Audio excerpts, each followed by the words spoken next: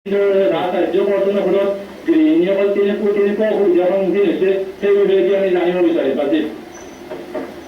এতিয়া আপোনাৰ যি ৰন্ধন গেছৰ মূল্য বৃদ্ধি হৈছে, আপোনাৰ ৰন্ধন গেছৰ কাৰ্যকৰ্তন কৰিছে, ডিজেলৰ মূল্য বৃদ্ধি হৈছে, যাৰ কাৰণে ঘৰুৱা সামগ্ৰীৰ প্ৰতিটো সামগ্ৰীৰ মূল্য বৃদ্ধি হৈছে। এই ক্ষেত্ৰত আপুনি গৃহিণী হিচাপে কেনেকুৱা সমস্যাৰ সন্মুখীন হৈছে?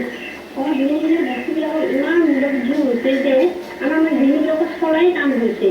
চৰকাৰে ইমান এই ডিজেলৰ দাম, পেট্ৰলৰ যেনে ধৰক এই গেছৰ চিলিণ্ডাৰৰ মূল্য বৃদ্ধি হৈছে, এইবিলাকৰ কাৰণে আমাৰ সাধাৰণ মানুহৰ চলাই টান হৈছে আৰু। এই ক্ষেত্ৰত আপোনাৰ ৰন্ধন গেছৰ মূল্য বৃদ্ধি হৈছে।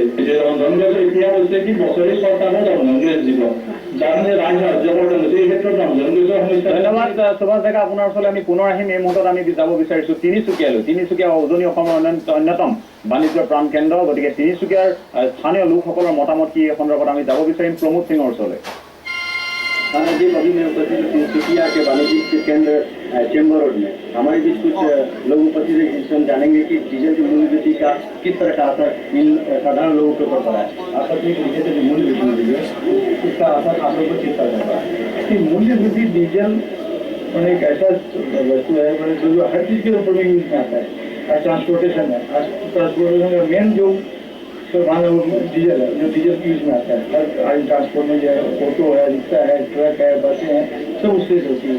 तो अगर उनका किराया बढ़ता है तो ऑटोमेटिकली सामानों का रेट बढ़ेगा।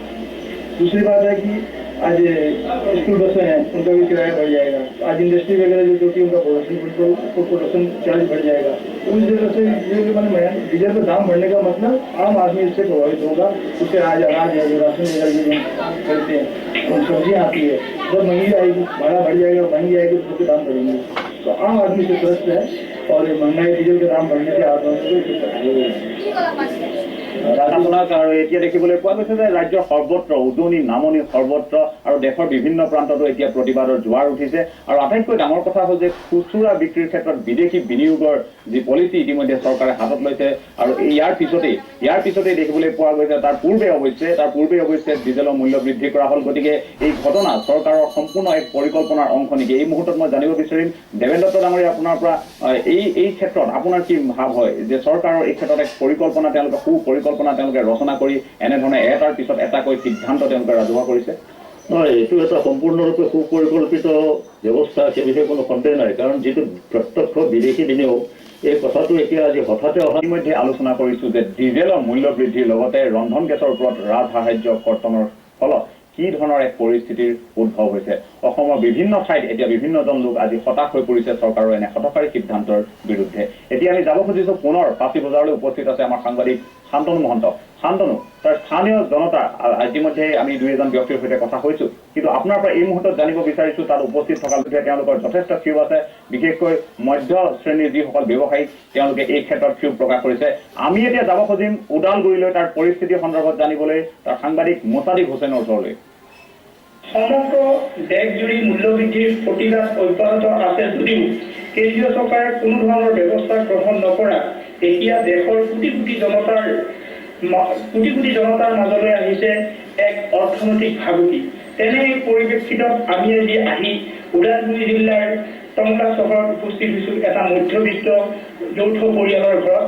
আৰু আজি আমি জানিব বিচাৰিম শেহতীয়াভাৱে মূল্যবৃদ্ধি হৈ অহা এই ৰন্ধন গেছৰ সম্পৰ্কত তেখেতৰ পৰা আমি জানিব বিচাৰিম তেখেতৰ প্ৰতিক্ৰিয়া কি।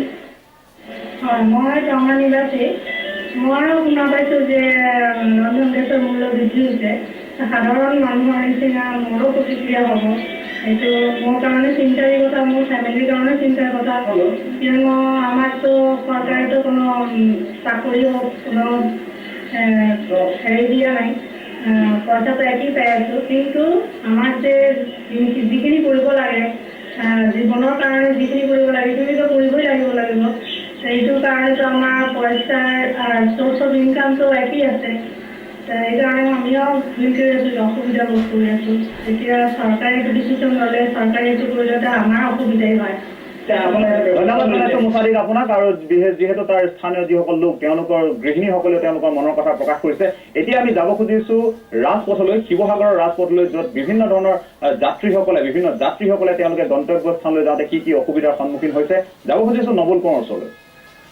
দেশত শেহতীয়াকৈ ডিজেলৰ লগতে ৰন্ধন গেছৰ যি মূল্য বৃদ্ধি হ'লে এই মূল্য বৃদ্ধিক লৈ এইটো বিচাৰিম ৰঙিয়াত আমাৰ সাংবাদিক ৰবীন দাস উপস্থিত আছে জনসাধাৰণৰ প্ৰতিক্ৰিয়া খুব চমুকৈ ৰঙিয়াৰ পৰা জানিব বিচাৰিম মই এতিয়া উপস্থিত আছোঁ ৰঙিয়া চহৰৰ এটি মধ্যবিত্ত পৰিয়ালৰ ঘৰত যিটো পৰিয়ালক সঘনাই পেট্ৰলজাত সামগ্ৰীৰ মূল্য বৃদ্ধিয়ে জুৰুলা কৰি আহিছে বিশেষকৈ এইবাৰ ৰন্ধন গেছত ব্যৱহৃত LPG গেছৰ চিলিণ্ডাৰ প্ৰতিটো পৰিয়ালক বছৰি ছটাকৈ দিয়াক লৈ আৰু ডিজেলৰ মূল্য বৃদ্ধিয়ে কেনেকৈ পৰিয়ালটোক মাত মাৰ খুৱাইছে তাকে ক'বৰ বাবে আমাৰ মাজত আছে এগৰাকী গৃহিণী যিয়ে আমাক ক'ব এই অত্যাৱশ্যকীয় সামগ্ৰীৰ মূল্য বৃদ্ধিয়ে কিদৰে তেওঁলোকক মাহেকীয়া বাজেটত বিঘিনি ঘটাইছে আমি তেখেতৰ পৰা বিশেষ জনাৰ কাৰণে চেষ্টা কৰিম হয় যথেষ্ট অসুবিধা হৈছে কাৰণ আমাৰ দৈনন্দিন যিখিনি প্ৰয়োজনীয় সামগ্ৰী চাউল দাইল আলু পিঁয়াজ ইত্যাদিকে কৰি সকলোবিলাক আহে বাহিৰৰ পৰা গতিকে বাহিৰৰ পৰা আহোঁতে এইবিলাক যান বাহনত আহে আৰু যান বাহনবিলাক পেট্ৰলজাত সামগ্ৰী বা ডিজেলৰ হয় গতিকে সেইবিলাকৰ মূল্য বৃদ্ধি হোৱাৰ লগে লগে আমাৰ এইবিলাক বস্তুৰ মূল্য বৃদ্ধি ধন্যবাদ জনাইছোঁ ৰবীন দাস আপোনাক আৰু তাৰ এটা কথা আমি অনুধাৱন কৰিছোঁ যে যিসকল লোক ইতিমধ্যে গৃহিণীসকলৰ যি মনৰ কথা এই মনৰ কথাও সম্পূৰ্ণৰূপে পৰিস্ফুট হৈ উঠিছে তেওঁলোকেও গম পাইছে যে আচলতে কেৰুণটো ক'ত লাগিছে ক'ৰ পৰা তেওঁলোকে আজি বিভিন্ন ধৰণৰ দুৰ্যোগৰ সন্মুখীন হৈছে তেওঁলোকৰ বাজেটত কিয় আউল লাগিছে চমুকৈ মই ৰূপম গোস্বামী ডাঙৰীয়া আপোনাৰ পৰা জানিব বিচাৰিম জনসাধাৰণৰ প্ৰতিক্ৰিয়া শুনিলে গতিকে এই ক্ষেত্ৰত চৰকাৰে অনাগত দিনত